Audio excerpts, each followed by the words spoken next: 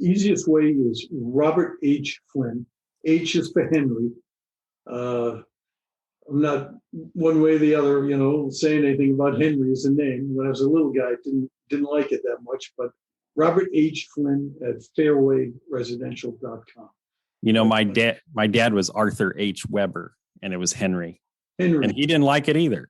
Yeah, I don't know what, but I'd love to see one of my grandkids named Harry. So there you go.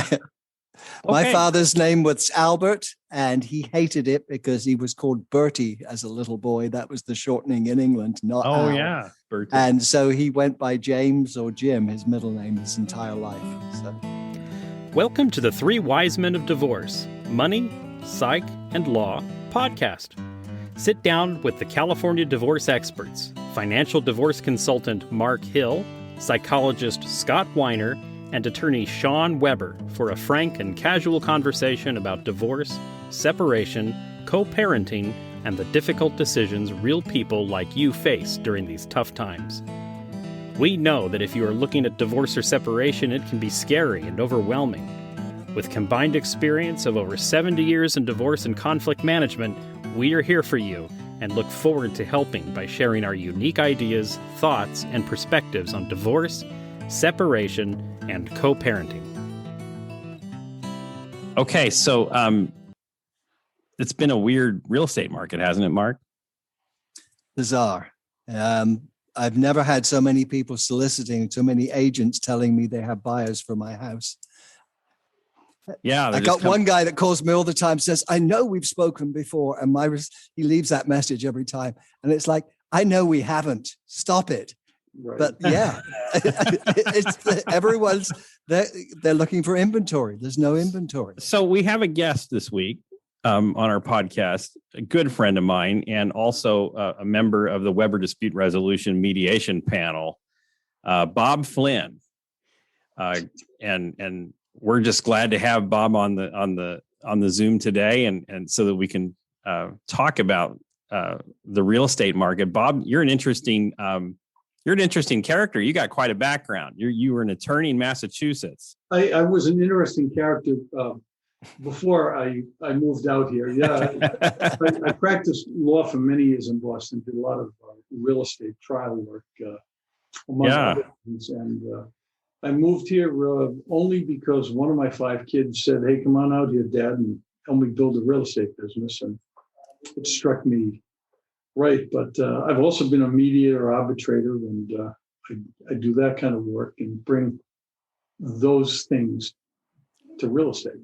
Yeah. So if you have people out there, if you've got a dispute that involves real estate or probate or any kind of civil question, Bob's a great mediator for that kind of stuff and can really help you resolve your dispute. But, I wanted to talk to you, Bob, today because we just wanted to talk about this weird market that we're in, and you've got some serious background in real estate. And I just, we're trying to figure out how this, affects our divorce clients that we're working with, and the folks out there that listen to this are divorced people. And, what is going on in this market? It seems to be a little different than what I'm used to. Well, the part of it that everybody sees really is the prices are going up, seemingly without end, but that'll begin to taper off. It'll have to. And there are probably 2 structural reasons for that, at least as I see it. One, people may not really see it unless you're on the edge of the business, but the inventory is shrunk to nothing. And there's different ways of looking at it. But 2 years ago in April 2019, there were 13,000 plus properties in the month of April 2019 for sale, actively for sale.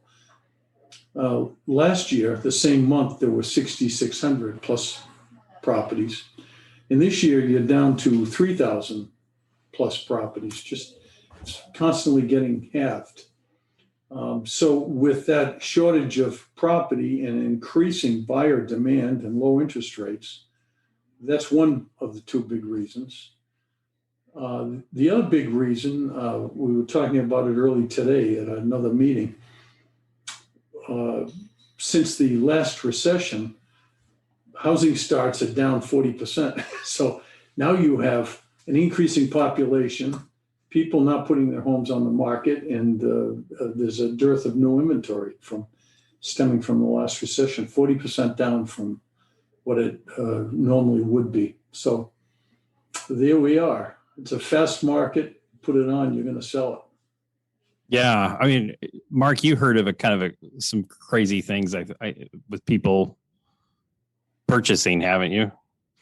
Yeah, there was a situation we had with a client who is getting a divorce, trying to purchase a property, and so he makes an offer, and he makes an offer above asking price.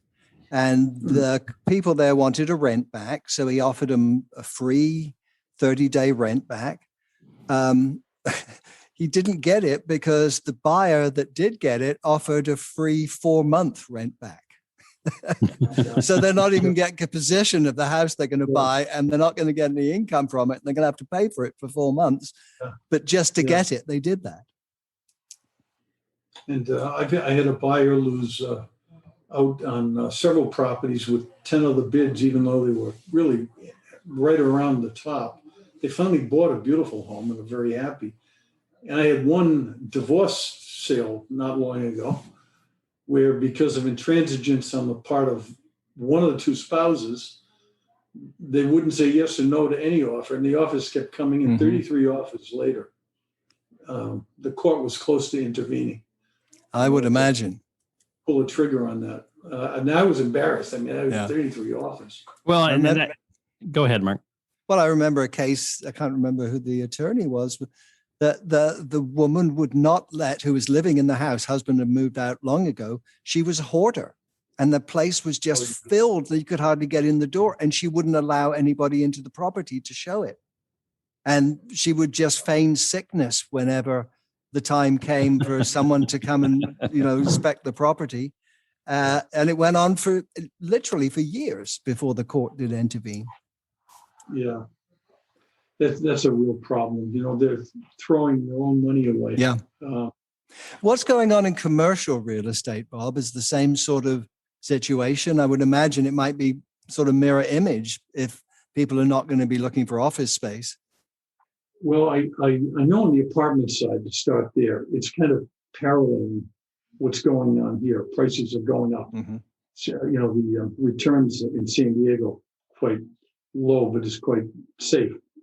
And prices have been going up. But on the commercial side, the office space, I'm much less familiar with it, but I see a lot of vacancy signs, down in La Jolla, right downtown La Jolla. So I presume from the scuttlebutt with other realtors, you're going to see price drops big time. Changes in how law firms practice and things of that nature. So it's kind of a different direction. But Weber's going to move into a closet at the side of my office space, I hear. Say, cut his commute down a bit. I'll cut my commute down by 10 minutes, right? Yeah, really. Well, if I could get on the opposite side of that Qualcomm traffic there by where you have your office, that would be nice, actually. But I like it. Yeah, I know. I like Where it too. I'm in Sorrento Valley. Oh, nice. Right off the Mira Mesa Boulevard on Carroll Canyon Road, if you know where that is. Yep, I do. Yeah. Yeah. And it's, I was on High Bluff for years, paying $4, and El Camino Real up in Del Mar, paying $4, $4.25 a square foot. And then when I opened the space for this business, it was like $1.95. I couldn't believe it. Nicely improved. It's a nice B building, but it's a nice B building. Yeah. You've been there, Shawn. It's got a nice landscaping, free parking, So very comfortable where we are. Well, we're finding that. Oh, I'm sorry, Bob. I keep talking over you. Go ahead. No. I'm sorry. I didn't mean to interrupt you, but we talked about demand and just talked about how sale prices, they seem to be going up and all that. There's a couple other factors, just so it's in the back of your mind. Going back 3 years, 573,000 was the median sale price of all kinds of residential property. 573 last year, April, 600,000. sale price. This year, $710,000. Wow. Now. Yeah. I know from my reading about Boston constantly, it's replicated right there in Boston, Hmm. in a lesser way through most of the country. But It's certainly that way in LA, where my son has just bought and will soon be selling another house. So, yeah. And they're selling quicker and quicker. We have under a month's supply of inventory, and we should have 6 months supply of inventory. That means, you'll sell out in a month. Well, when my son bought, the place had been on the market for 8 hours when they put their offer in. Yeah, and they had great. 4 backups when they accepted it the following morning. Yeah. So maybe there'll be a slight dip, but it has to slow way down. But I don't think you'll see prices dropping. I think the biggest risk is interest rates. Right. I think that's the long end. The Fed truly doesn't control, although they have done by purchasing the long end. But the reality is that if inflation does pick up, and it looks like it is significant, and we start to see it in wage inflation, I think bondholders are going to demand a lot more on the long end, and the 10-year could easily go back up into the 4% range. And that would change the mortgage market, and affordability would get impacted. So, right, absolutely. It's crazy business. So Mark, you and I have had this where we got this couple, and they're trying to figure out what to do with the house, and they got an appraisal, and the appraisal says X dollars, but the house across the street just sold for Y dollars, a lot more money, and maybe they get a rent back, and all these crazy stuff we were talking about. And when the out spouse goes shopping, she or he cannot find anything that's comparable for what the appraisal came in. Yeah. So the appraisal said, let's just pick numbers, round numbers. The appraisal said 800, and they think they can get 900 for it if they were to put it on the market. And if she were to go buy something, or he were to go buy something comparable, they'd spend 900 as opposed to 800. And so then what do? It's just a challenge, right? So, I mean, sometimes I've sent people to you, Bob, before who wanted to know what you would sell it for, how is that different from just getting an appraisal? So this isn't really, I've used appraisals as witnesses in court on a number of occasions. Right. And it's not because I sell property, but I kind of really have taken to heart the real estate industry's worldview, which is that they're on the cutting edge of what a property really is worth. And in a market like this, where the prices are going up, I think that may be true. The appraiser seems to have a little bit more backwards look in time. I think, so I look at list price, for example, as kind of a target. It's a tool to get people in the door. The sale price, I used to say as a lawyer, nothing says I'm sorry quite like money. And in the real estate world, it's kind of, nothing suggests what the real value is quite like a signed contract. So if you have so I think a good CMA by a quality real estate person should really give you a really good idea of what the property can sell for. And the proof is in the pudding. If you look at the statistics, I won't get it. It's right around 100% of list price is what the properties sell at, except this year. Now it's going over. So and even then it's only like 100.9% of the list price. So that's kind of my take on appraisers have their place, but it's more in settling disputes, I think. Well, and we use them a lot in family court. You can't figure out what the value of the house is. You usually have 2 appraisers, sometimes 3 appraisers testifying, and they can be wildly different. And it's an immediately polarizing event if one is staying and one is getting bought out. Right. Because their interests that have always coincided in this property, that they bought together, they decorated together, they did the yard together. Now, one of them's keeping it, and so they want the lowest price possible to buy the other one out, and the one that's selling wants the highest price possible, and also probably has some emotional attachment to it. It's where the children were born, or I've got that case right now, where the son was born in this house. And how often do you see people selling the house versus keeping it? You said that. I go ahead, Shawn. Tell me what I was you going to say. see. Lately, it seems like I'm seeing more people buying out, but well, there's we're more seeing- equity in the properties to enable it to occur. Number one. Number two, the interest rates are so low that people can actually, get refied should they need extra capital sometimes, just based upon income or upon support that will be paid. So I think those are contributing factors too. But we've been finding also that's not necessarily the best choice for them to do a buyout. Mark, you and I had somebody recently where we were talking about, well, what if you didn't have this house? What if you were, how could that maybe be better for you? Yeah. And what if you decided to rent for a year and not feel this pressure that also is another, it's the other side of the same coin in this market, which is, oh my God, I'm going to be out of the market. I won't own a house if I rent for a year or two, when I decide what I want to do with my life. And the problem with that is that they feel pressured into buying in a crazy market where there's no inventory, as Bob pointed out. And if you keep the property, don't you lose, Mark, after a couple of years, maybe immediately the other $250 of the $500,000. Yeah, yes, we can work around that to some degree, Bob. We can put something, if you've got kids, that we put pursuant to the divorce. Property will be sold at a future child-related event like turning 18 or graduating high school. Nice. And we put that in the agreements, and that has worked as far as I know, in terms of how the IRS extended the period of that any 2 out of the last 5 years rule. But often what happens is people, they can afford to do it now because of those factors. It's possible.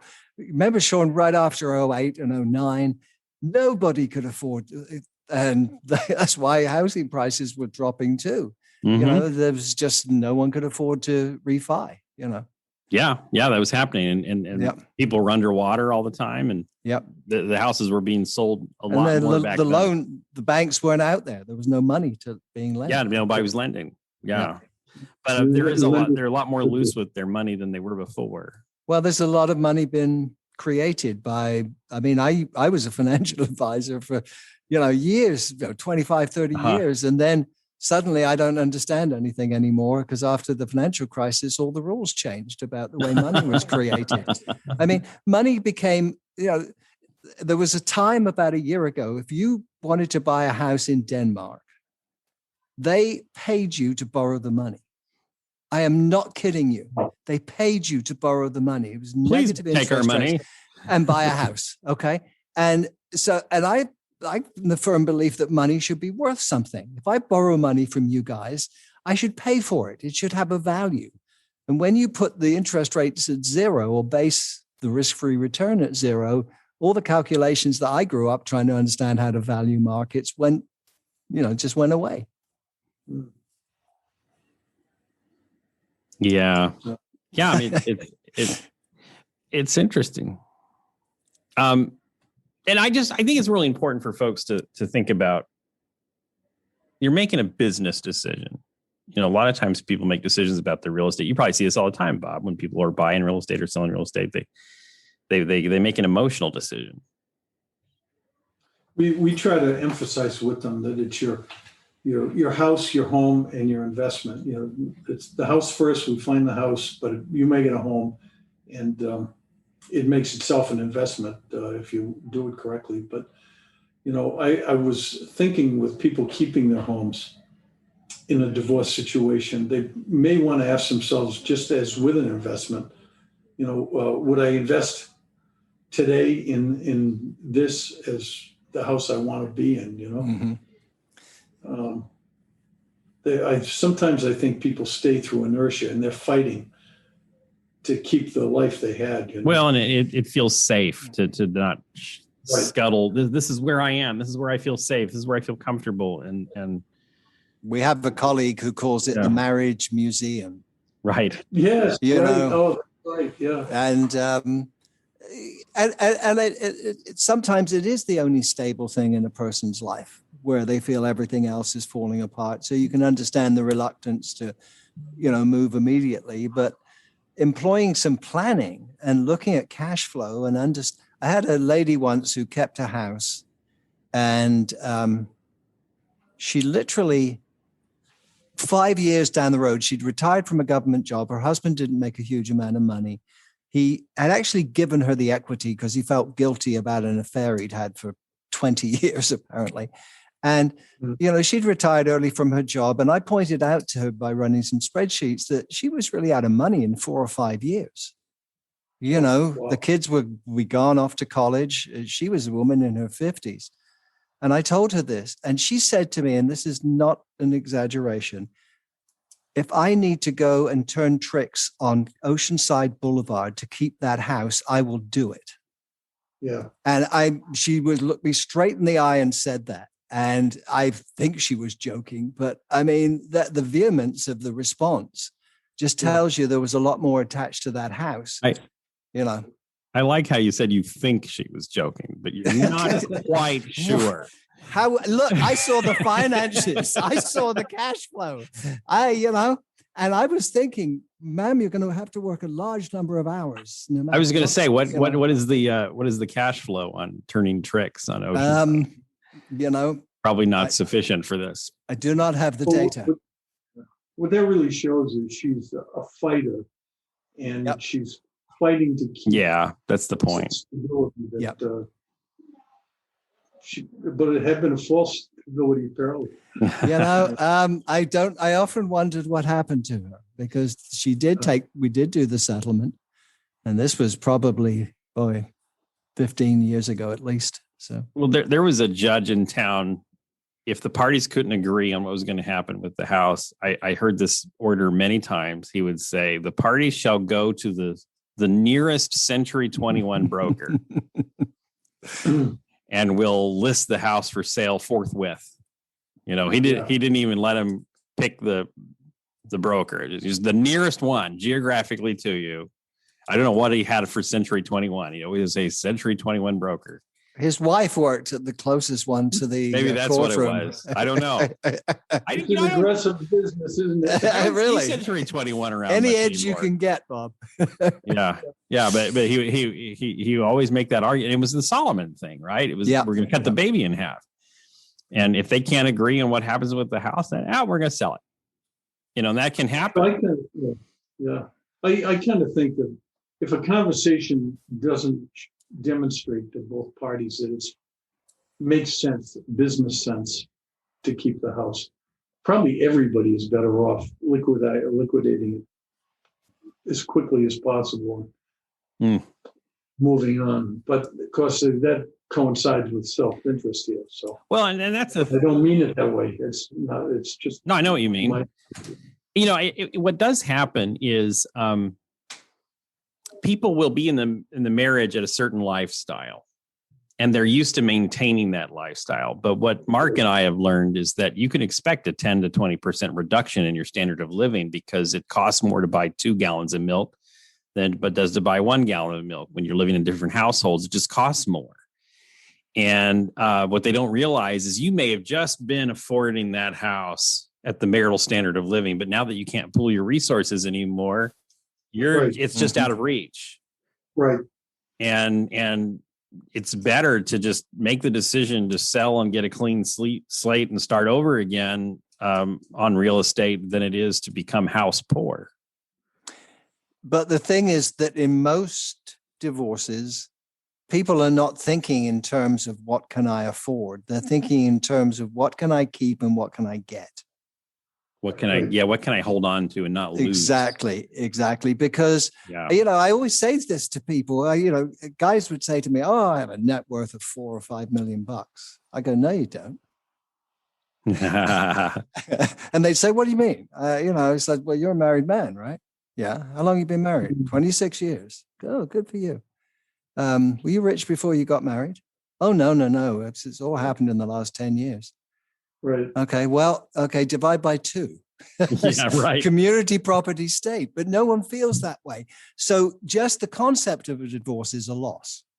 And then there are expenses associated with it that will be an even further loss. So you come in with a negative kind of a situation from the outset, just in terms of perceiving, where you are financially. Yeah, you're in for a new paradigm, right? Well, the good news is if you're selling a house, it's a good time to sell, right? And so if you're in the divorce and it's time to sell, good for you. You got in at the right time. If people have enough equity, I like to think in terms of seniors. The seniors are frozen in their homes. I know we're not talking about seniors right now, but although we are seeing a lot of older people getting divorced than we used to. Well, they have a ton of equity in their property, and they're afraid they can't find another property, but they're in the driver's seat. They're almost all cash buyers, right to the top. And a lot of divorcing couples who have a lot of equity could find themselves in that same situation, but they're downsizing. Yeah. Hey, I really am thrilled to have the opportunity to join you, Shawn, over at Weber Dispute Resolution. Yeah. By the way, you guys are so well recognized. I appreciate it. Well, I'm glad to have you on our panel. It's good to know that we can resolve any kind of dispute, not just a divorce, but if there's a civil dispute, and you've got such a background in dispute resolution, that it's just great to have you on board. And Bob, I didn't mention this, but I'm also trained in collaborative estates and trusts, and have actually given trainings in models that do that. We were brought in by Maryland courts a couple of years ago to teach them how to get their court docket down. So we should talk about other things too. With Shawn. It will be a pleasure. So we've done it again. We've spent another half hour or so talking about some interesting things in the divorce world, and it's always nice to have a guest come on our show, Bob. So I'm glad you came to be with us. If somebody needed to get a hold of you, either for real estate questions or for other things, how would they do that? Easiest way is Robert H. Flynn. H is for Henry. I'm not one way or the other, saying anything about Henry as a name. When I was a little guy, I didn't like it that much, but Robert H. Flynn at fairwayresidential.com. So Mark, if people want to talk to you about the financial impact of their marriage, you would go to Pacific Divorce Management's website, which is www.pacdivorce.com, PACDIVORCE.com. And our phone numbers and contact information is all there. Well, if you have any kind of dispute, whether it's a marital dispute or a child dispute or some other kind of dispute, go to WeberDisputeResolution.com. That's Weber with one B, like the grill. WeberDisputeResolution.com, and we will match you with a mediator who can help you resolve your dispute. Thanks for listening to another episode of the Three Wise Men of Divorce: Money, Psych, and Law. If you like what you heard, be sure to subscribe, leave us a review, and share with others who may be in a similar place. Until next time, stay safe, healthy, and focused on a positive, bright future. This podcast is for informational purposes only. Every family law case is unique, so no legal, financial, or mental health advice is intended during this podcast. If you need help with your specific situation, feel free to schedule a time to speak with one of us for a personal consultation.